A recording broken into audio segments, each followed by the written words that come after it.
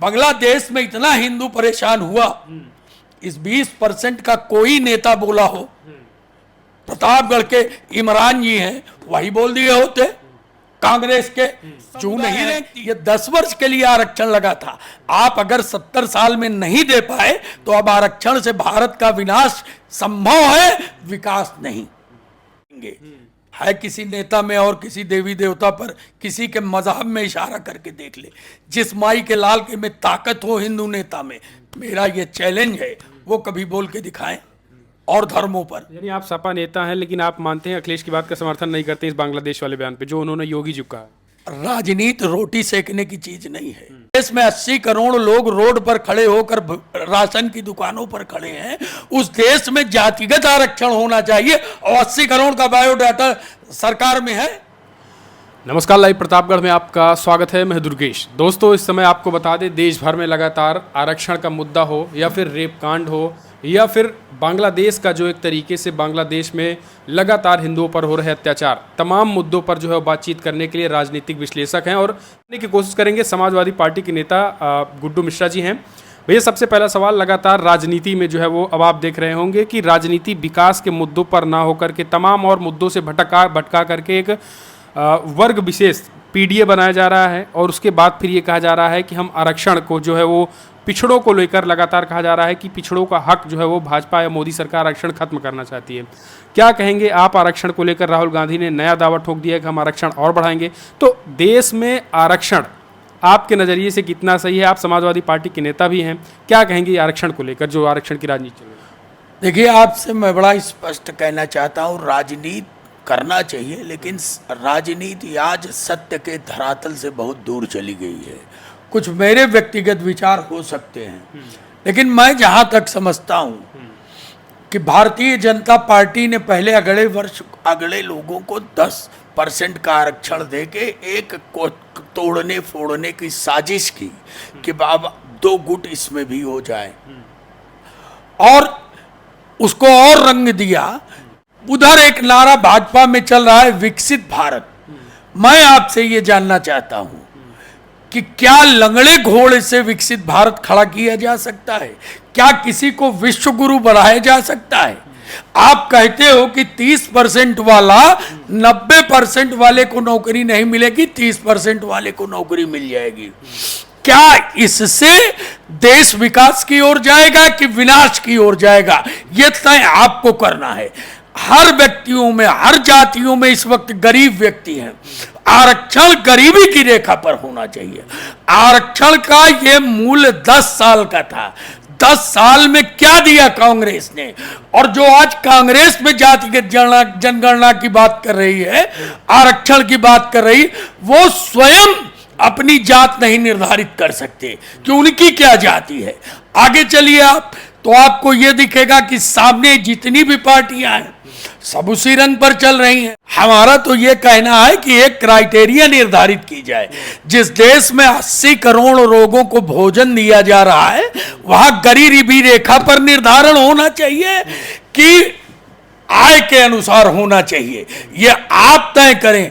80 करोड़ जनता है, उस 80 करोड़ में आप जिनको देते हो, अंगूठा लगवाते हो, उन 80 करोड़ों को मंगाओ, उनमें से चयनित करो कि कौन किस पर होना चाहिए, जातिगत होना चाहिए, आर्थिक होना चाहिए। नहीं, पार्टियां जो भी कर रही हैं, मैं खुले तौर पर कहना चाहता हूं, चाहे वो हमारी पार्टी हो या अन्य की पार्टी हो, हमारे समय में आप भी सोचें कि जिस देश में 80 करोड़ लोग रोड पर खड़े होकर राशन की दुकानों पर खड़े हैं, उस देश में जातिगत आरक्षण होना चाहिए और 80 करोड़ का बायोडाटा सरकार में है। और राहुल जी या जो भी नेता इसकी वकालत कर रहे हैं जातिगत जनगणना होगी, मैं ये पूछ रहा हूं कि वो देखें कि किस वर्ग की क्या स्थिति है। मैं तो ये कहता हूं कि सामान्य में इस समय यादव और पटेल, उनकी सबसे ज्यादा स्थिति अच्छी है और उसको आप देख लें। हाँ, कुछ समुदाय हैं, ये 10 वर्ष के लिए आरक्षण लगा था। आप अगर 70 साल में नहीं दे पाए तो अब आरक्षण से भारत का विनाश संभव है, विकास नहीं। बांग्लादेश की हाल बात करें, देश में इधर बीच काफ़ी चर्चा रही कि बांग्लादेश में हिंदुओं को मारा जा रहा है, हिंदुओं को काटा जा रहा है। तो योगी जी ने कहा कि आप भी संगठित हो जाइए, वरना जो है वो अगर आप बटेंगे तो आप भी बांग्लादेश के हिंदुओं की तरह आप भी कटेंगे। कैसे देखेंगे इसे? नहीं, उन्होंने ठीक कहा, उनकी बात का मैं विरोध नहीं करता। भाई आप अगर देखो, एक भी नेता इस देश का बोलने को नहीं तैयार है। अगर मैं ये मानता हूं कि भाईचारे का राग अलापने वाले ये जितने नेता हैं, हमको एक भी मुसलमान नेता बताइए जो ये कहा हो कि बांग्लादेश में जो हो रहा है वो अन्याय है। आप उनको बराबरी का दर्जा दोगे और वो आपके किसी काम में सहयोग नहीं होंगे तो दोनों तरफ से तालियां बजती हैं। आवाज आज अखिलेश जी ने एक नेता एक चीज और कही कि ये शिक्षित समाज नहीं है, लेकिन जब से भारतीय जनता पार्टी की सरकार आई तब से इनसे बढ़िया शिक्षित कोई हो ही नहीं रहा है। आप रिजल्ट देखें, 10 वर्षों में ये नौकरियों में इनकी संख्या बढ़ती जा रही, यूपीएससी तक में, इसलिए कि इनको समझ में आ गया शिक्षित होना चाहिए।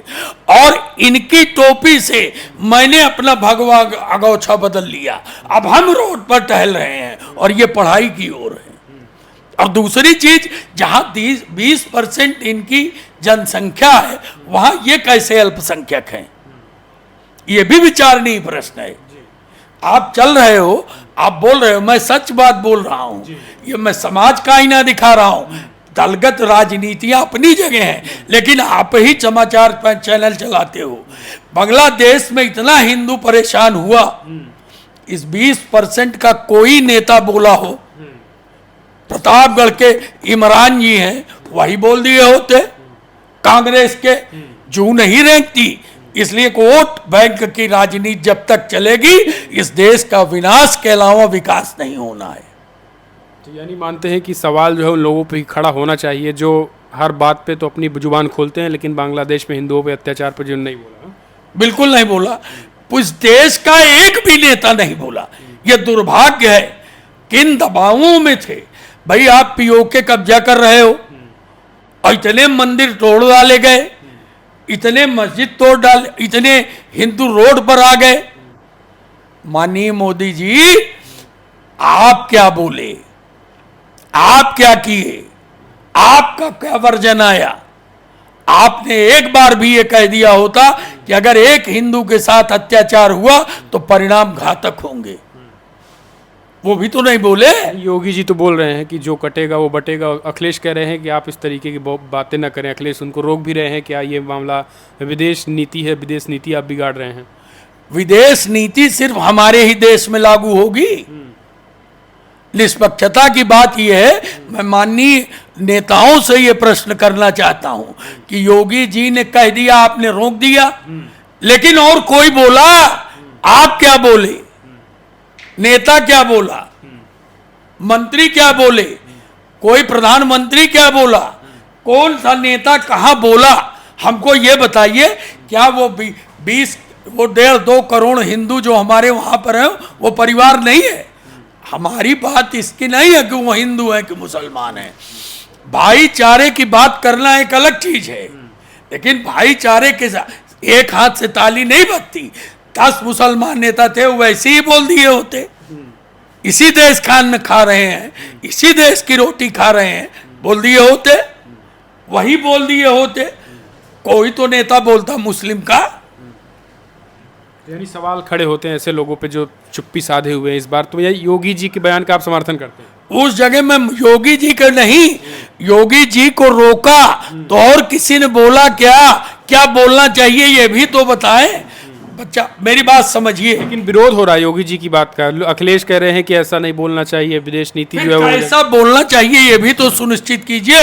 इस स्कूल में आप ले गए लड़के को और इस स्कूल में आपको पढ़ाई अच्छी नहीं लगी, आप दूसरे स्कूल ले जाते हो, तो ये तो करते नहीं हो कि शिक्षा ही बंद कर दो।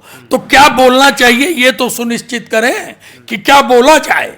मार मरवा दें उनको, वो 2 करोड़ मार डाले जाए, तो कोई तो बोलेगा। तो योगी जी ने जो कहा कि आप एकजुट रहिए, यानी आप इकट्ठा रहिए, वरना आप भी कटेंगे। तो इकट्ठा रहने की जरूरत है अपने देश में। इस तरीके के हालात बन सकते हैं, क्या लग रहा है आपको?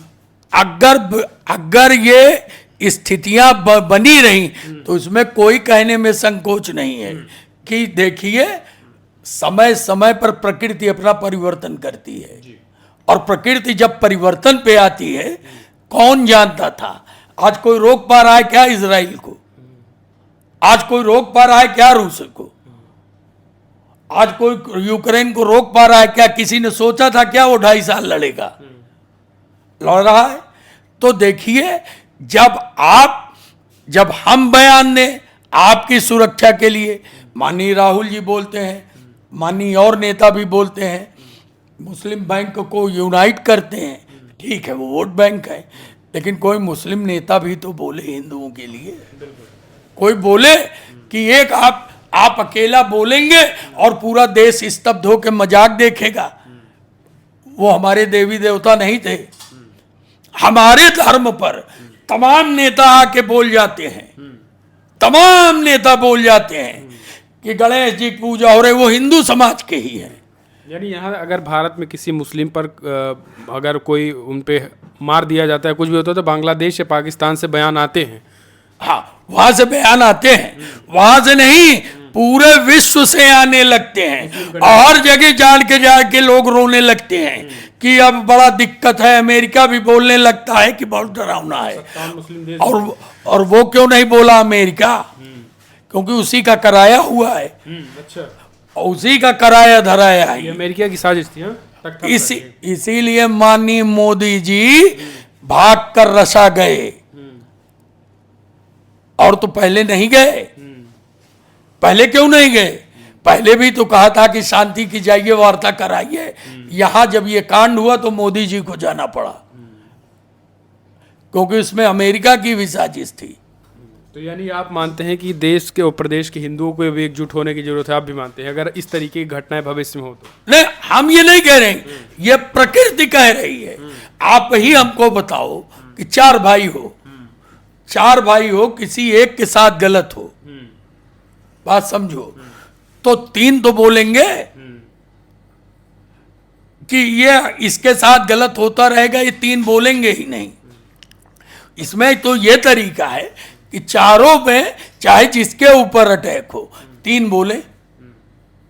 यहां तो एक को नहीं बोल रहे हैं भैया, और गंगा जमुनी संस्कृति और राष्ट्रीय तमाम तरीके के वार्तालाप चलते हैं, तहजीब की बात करते हैं, और हमारे देवी देवताओं पर कमेंट भी आ जाएंगे।